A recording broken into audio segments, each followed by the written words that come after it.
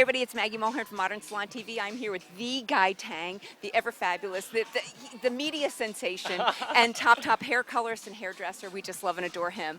But Guy, I only have you for 3 minutes, so I wanted to ask you, you have a unique pricing policy. What can the Modern Salon audience learn from you? Like, how should one charge? For me, I like to charge per step, so it depends on your client. Like I'll charge for the toner and I'll charge for pre-basing, or I'll charge for the highlights, for the foils, and it depends how much colors you use. So I find it's more effective than charging per time, like hourly, because when you're charging per time, you feel kind of rushed, and then you can't slow down a bit because your clients are focused on like, okay, they're looking at their time, like, oh my God, we went over a minute, are you going to charge me extra? So it puts that pressure on you to hurry up and not be focusing on your work, and also makes the client feel like, will you please stop talking and finish my hair because I can't pay more, so versus like doing a good job and doing what you need to do. So I would say charge per step that you have to do when you're doing color correction, because sometimes it takes 6 hours, sometimes it takes 7, and I tend to do a lot of color correction. So And it's so great because what Guy told me is he may have a client come in and be there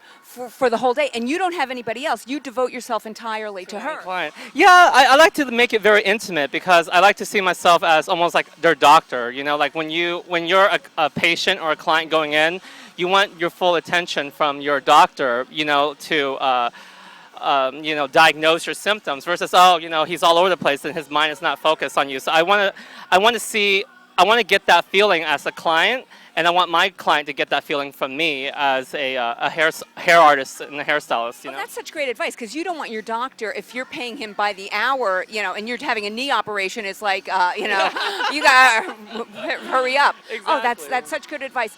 So what do you charge? What do you charge for a base? What do you charge for highlights? Say a client comes in, she's got a full head of highlights, she's got long, thick hair. And again, it's also based on location. If you're living in some areas like New York, the living cost is so high. My clients have to pay $25 just to park to come see me. I have to pay for parking, so I have to pay $25 to park to go to work. So a lot of people, when I tell them my pricing, they think it's crazy, but our living cost is way higher. So yeah, it could a basing could start with 100 just for the base color, or 150 depending how much hair they have, how many boxes of colors you use. So if they're doing a base, highlight, tone, cut, and color, it could be anywhere from 500, 700, 800, 1,000. But again, how thick, how long the hair is, that plays a role, and also your location. So I always say don't ever compare yourself to another stylist or a stylist who's working in a different location, because just charge your worth and know your price and be very confident and have that consultation with your client. Consult with them, definitely talk to them about it beforehand so they know what they're paying for, so they don't get mad at you at the end. That's what I do. I consult with them right before we get started. I say, listen, we're going to do a base, we're going to do some highlights.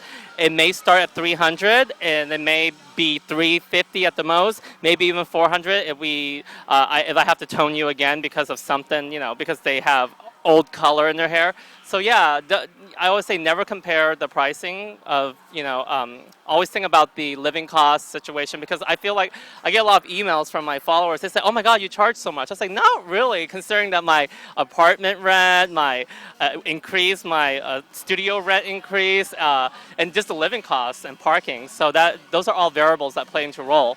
I'm originally from Oklahoma, so the living cost was so low, my apartment rent was so low, so you don't have to charge as much when for that. So it all there. And obviously he's in a suite, so he can determine the prices. If you're in a salon, you have to work it out with the owner. And definitely, and I totally respect that. I love a salon situation that's commission-based too, because you get a lot of education and you get to work with so many different people. So I think that's a great culture.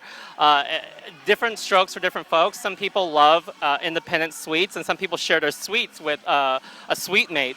So it varies. I think whatever makes you feel comfortable. For me, I like to finish my clients start to end. So, and sometimes I do have an assistant that I work with too. So it varies. And she works on me primarily on photo shoots and bigger projects, but on a daily basis on my regular clients, I definitely do it all on my own. You're sweeping the floor, you're folding the towels. I love that. All right, my last question.